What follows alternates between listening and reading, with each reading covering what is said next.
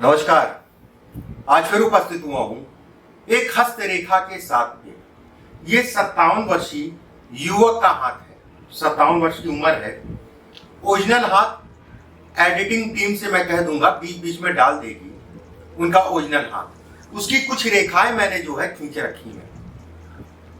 बहुत सारे लोगों का प्रश्न होता है, हो सकता है आपका ही प्रश्न हो, कि मैं बहुत स्ट्रगल कर रहा हूं, मैं बहुत संघर्ष कर रहा हूं, जीवन में मैंने बहुत संघर्ष किया है, नौकरी मेरी छूट गई, मैं बहुत दुखी हूं, नौकरी नहीं मिल रही है, मैं बहुत दुखी हूं। दुख क्या होता है अब समझ लीजिए इस हाथ के माध्यम से।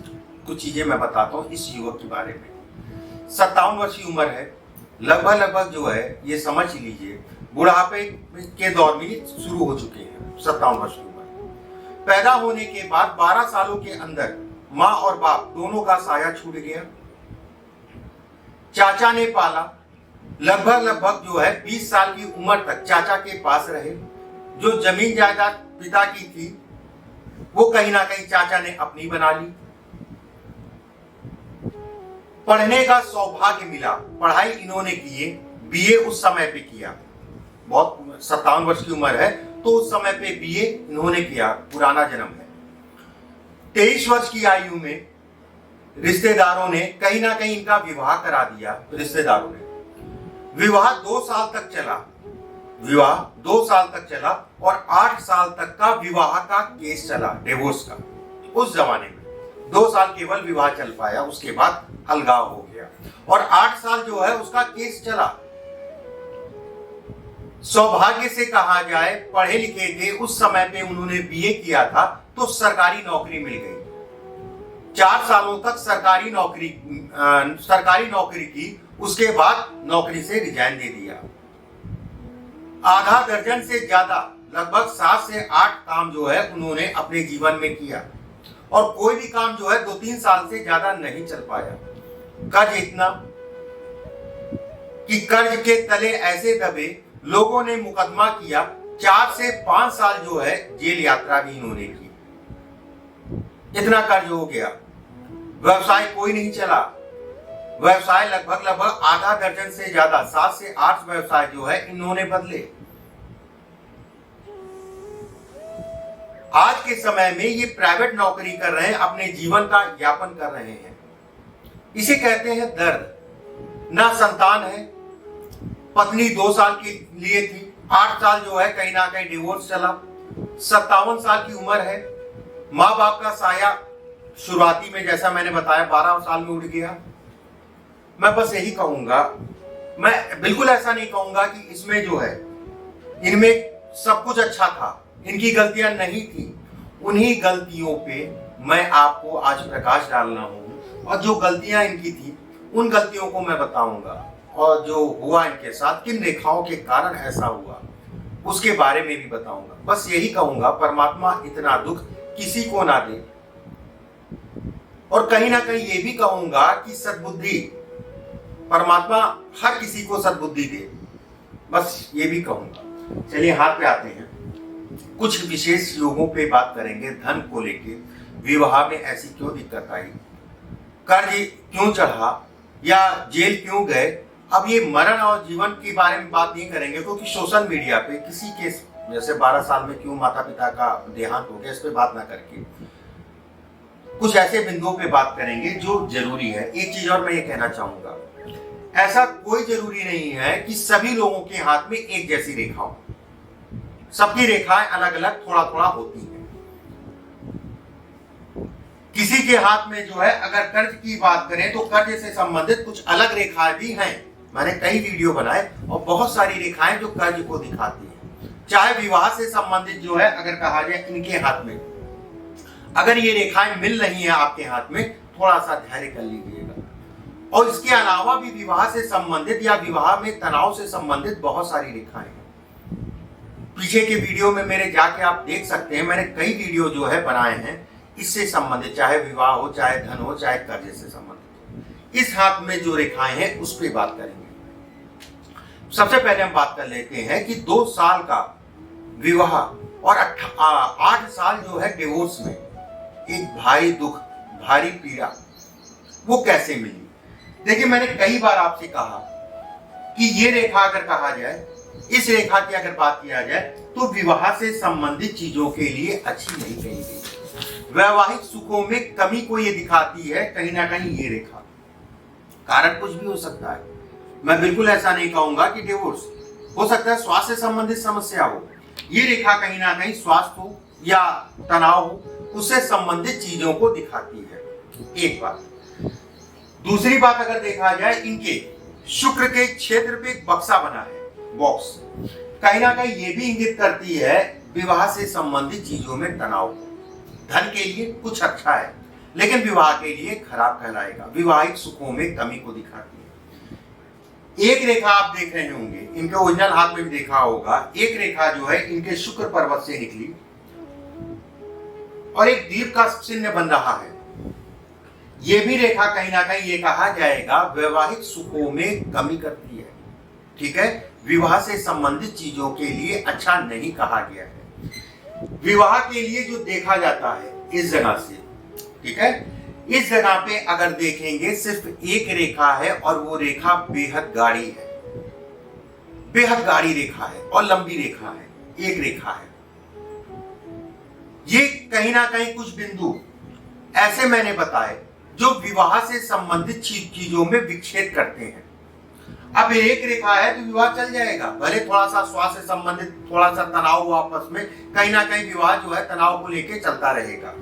अगर इसको सपोर्ट करते हुए दो रेखाएं और हैं और उसके साथ में अगर यहां पर भी ये स्थिति है तो ऐसे में कहा जाएगा विवाह नहीं चल पाएगा और उसकी मियाद जो है 1, 1.5, 2 साल 3 साल से ज्यादा नहीं होगी।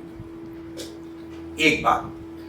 इसके बाद देखिए, एक बहुत बड़ा प्रश्न है, ज्यादातर लोगों का प्रश्न होता है कि जहां पर उंगलियां मुड़ती हैं इस जगह पे, ये हिस्से में उंगलियां मुड़ती हैं, जो मैंने ये बना रखा है इस जगह पे उंगलियां मुड़ती हैं। और इसके ऊपर अगर देखा जाए तो बहुत सारे लोगों का, जैसे हम लोग गिनते नहीं 1, 2, 3, 4, सबसे ऊपर मिला के 4, वैसे 3 जगह, और बहुत सारे लोगों का 1, 2, 3, 4 और सबसे ऊपर ये टिप जो है, ठीक है, 5, 1, 2, 3 और 4।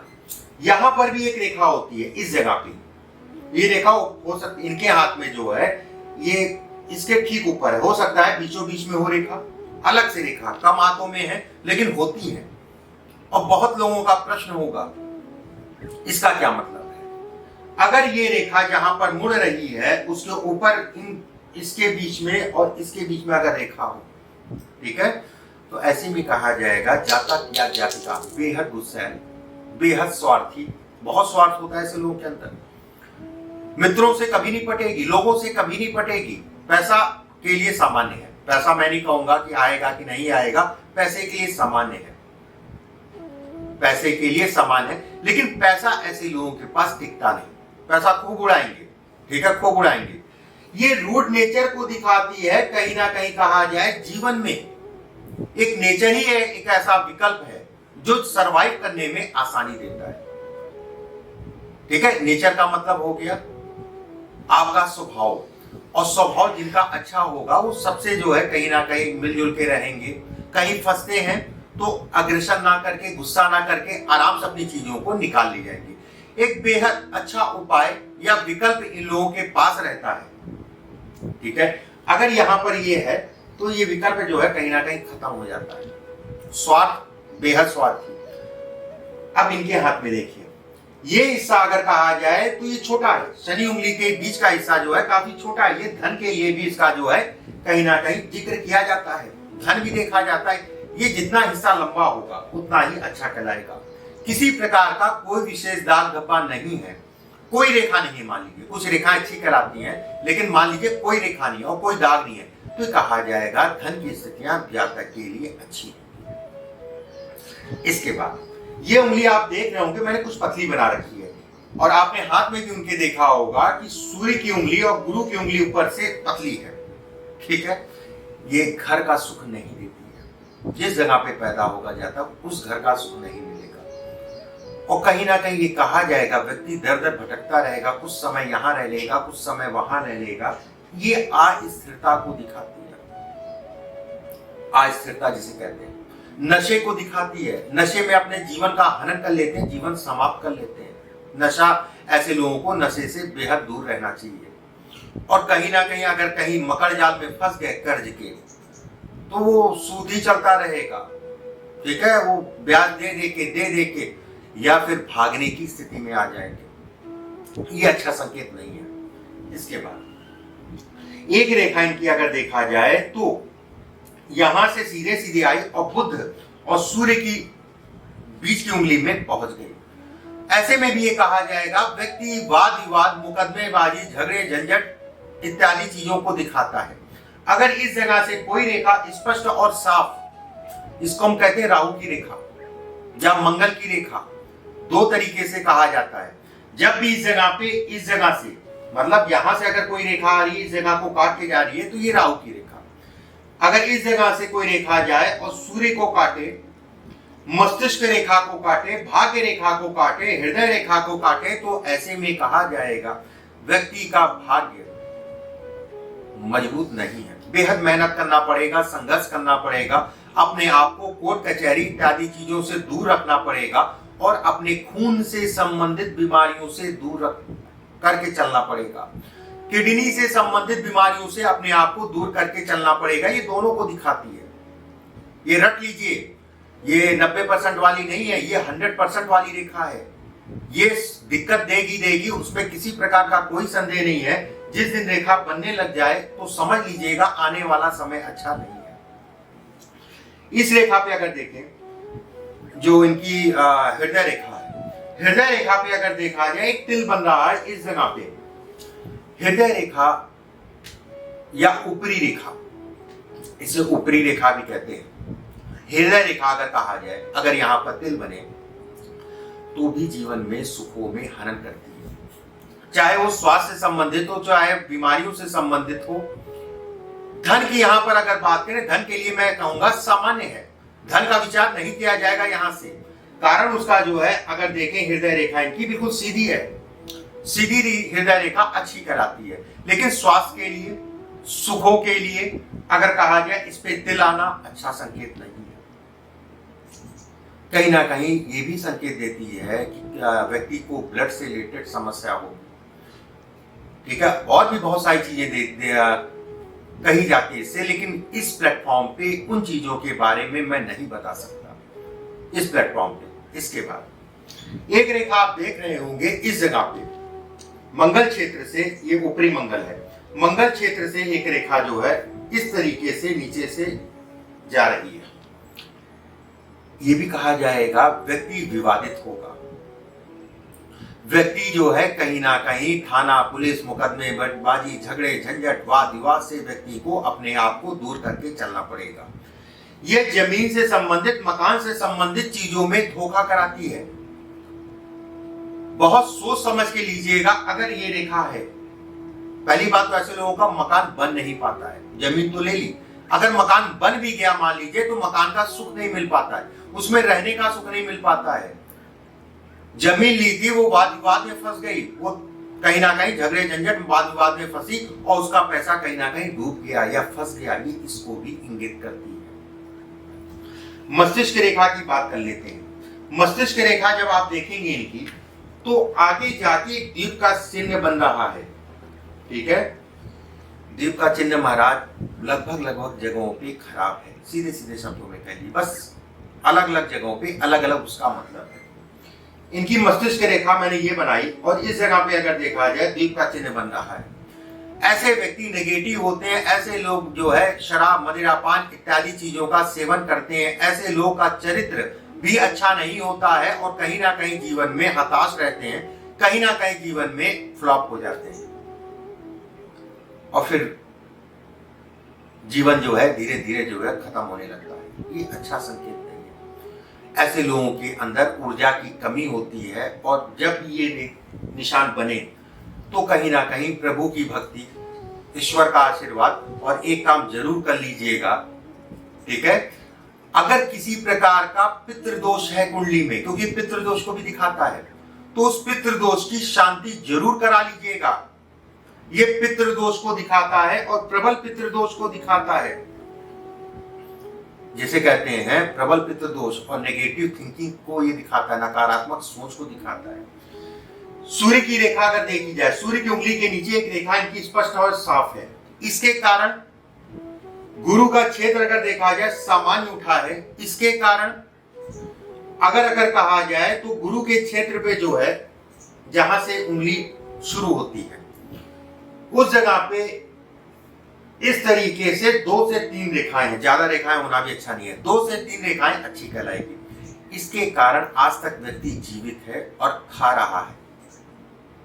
भले नौकरी कर रहा है इस समय पे 10-5 हजार की 12 हजार की नौकरी कर रहा है मौजूदा समय पे, लेकिन आज के डेट में अपना जीवन यापन कर पा रहा है। ठीक है, इसके कारण व्यक्ति आज के डेट में जीवित है, इन 3 बिंदुओं के कारण। इसके बाद देखिए एक और बिंदु बेहद जरूरी है, जिसे हम कहेंगे अच्छा भी है और खराब भी है। एक रेखा आप जब देखेंगे इनके हाथ में, तो एक रेखा छोटी